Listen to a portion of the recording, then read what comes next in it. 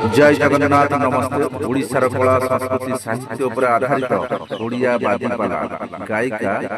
लक्ष्मीप्रिया श्रीचंदन साहू କରିବା ଦରକାର ସେ କର୍ମ କିଏ କରିଥିଲେ ନା ଆପଣ ମାନଙ୍କର ସୁକନ୍ୟା ସୁକନ୍ୟା ଧୀରେ ଧୀରେ ବଢିଲେ କାଲି ସୁକନ୍ୟା କେମିତି ବଢୁଛନ୍ତି ଟିକେ ଦେଖେ କୋଡିଏ ଅଷ୍ଟମସ୍ୟ ଭବତେ ଗୌରୀ ନବମସ୍ୟ ଚରହିଣୀ ଦଶମସ୍ୟ ଭବତେ କନ୍ୟା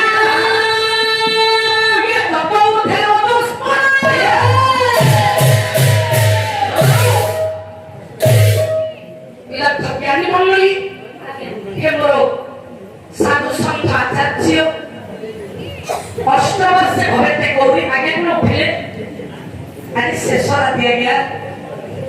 आगे दूरबाट जीवे आउ किछि कहबाक मो तुम सुनिबनी खाइनु बोली जेतेबेले कहले मु कहले नाही न खाइकी बसंतु नाही मोबाइल ला धोइ दे किटा पण खाइकी बोली घर आसे मोबाइल ला मो गुण के विवेकी मंडली अष्टवर्ष भवते गौरी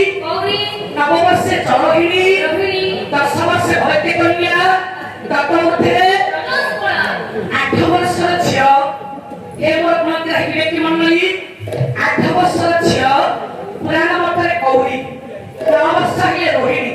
10 वर्षर कन्या दशवर्षे रजस्वला जुवती हे जाई छंती आपण माने कर नव यौवना सुकन्या गोटे जुवती झियो पानी केमिति चेनिया हां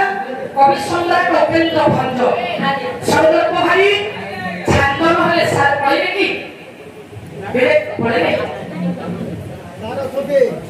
शब्द बाबू माने उठिले नि एको हरि तारो त्रिपटा सात मात्रा उपरे पद तामे सुकन्या केमिति पढिले गोटाए पद आपण मानक आहारी डाको भंज साहित्य ओया सर्वमतरे सा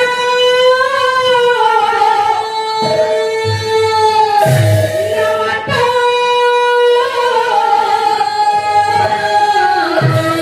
यमता यमता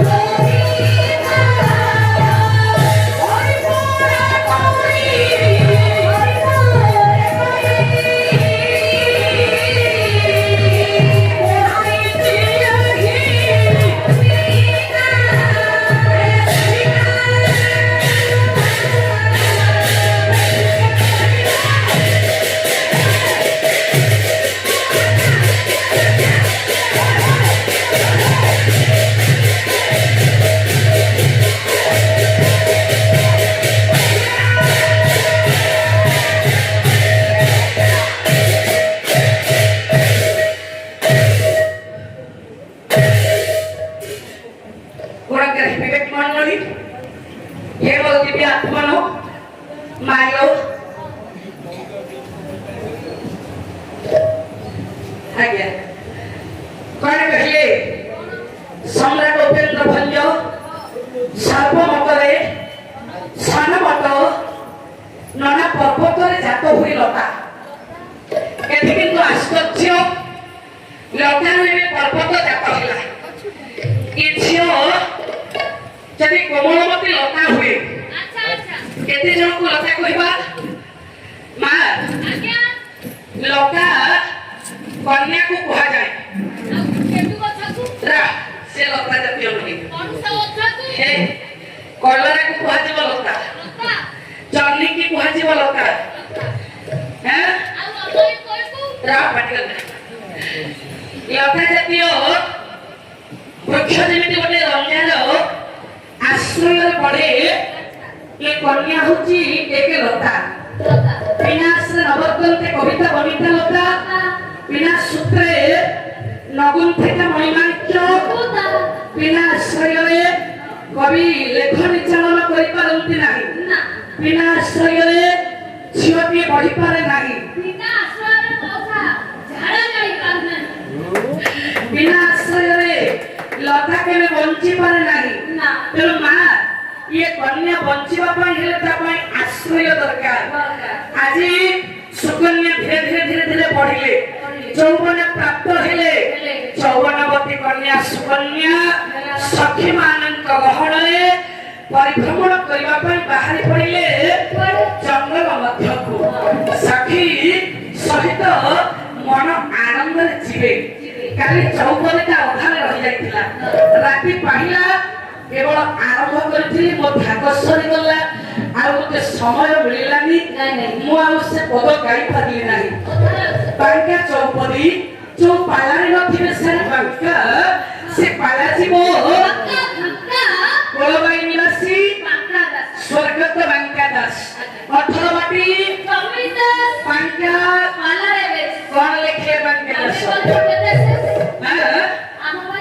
କଣ ହେଇଛି ତମ ପାଇଁ 18 ବାଟି କେତେ ବାଟି ମାନେ ତମ ପାଇଁ ଶେଷ କରିବି କାହିଁକି ତମେ ତ ପରିଶ୍ରମ କରୁଛ ତମ ପାରିଶ୍ରମିକ ତମେ ପାଉଛ ତୁ ତାଙ୍କ ପାଣିଆକୁ ଯାଉ ପଚାରିବୁ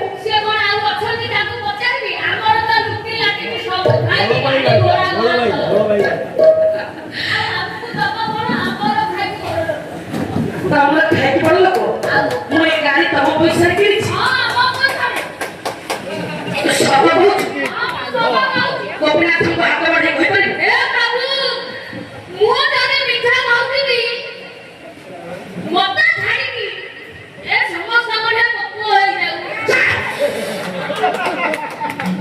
ଆରେ ଏଡେ ଅପଦାର୍ଥ ତୁ ତ ସତ କହୁଛୁ ଠାକୁରଙ୍କୁ କହୁଛୁ ମୁଁ ଯେବେ ମିଛ କହୁଥିବି ମତେ ଛାଡିକି ଏମାନେ ପୋକ ସେମାନେ କଣ ଭୁଲ କଲେ ସେମିତି ଦ୍ୱିତୀୟ ଥାକ ଜମା ପାଠ କରୁନା ରାତି ପାହିବ ସଖୀମାନଙ୍କ ଗହଣରେ ସୁକନ୍ୟା ବାହାରିବେ ଜଙ୍ଗଲ ଭ୍ରମଣ କରିବା ପାଇଁ ଜଙ୍ଗଲରେ ବୁଲିବା ପାଇଁ ବାହାରିବେ ସୁକନ୍ୟା ବାହାରିଛନ୍ତି ରାତିରେ କେମିତି ପାଇଲା ବାଙ୍କା ଚୌପଦୀ ଆସମା କାଲି ପଦଟା ଖାଲି ଆରମ୍ଭ କରିଥିଲି ପୂର୍ଣ୍ଣାଙ୍ଗ ହେଇନଥିଲା ପୂର୍ଣ୍ଣାଙ୍ଗ କରିବା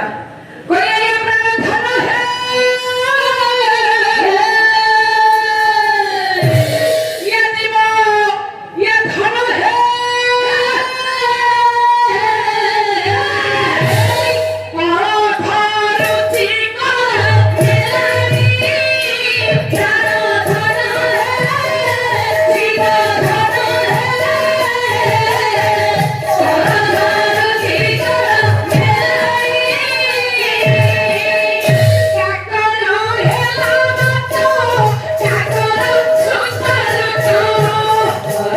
Love.